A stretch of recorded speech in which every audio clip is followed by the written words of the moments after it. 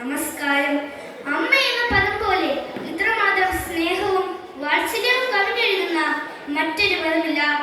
മനുഷ്യ മക്കളോടുള്ള തന്റെ സ്നേഹം പ്രകടമാക്കാൻ ദൈവം അമ്മയുടെ സ്നേഹത്തോടാണ് താരതമ്യം ചെയ്തിരിക്കുന്നത്.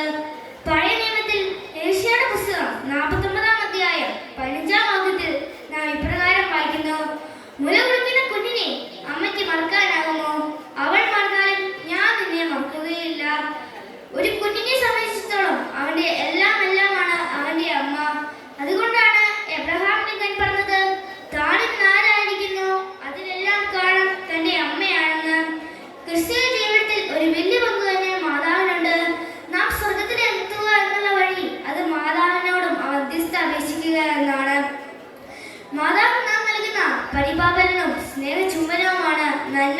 മറിയമേ എന്ന പ്രാർത്ഥന.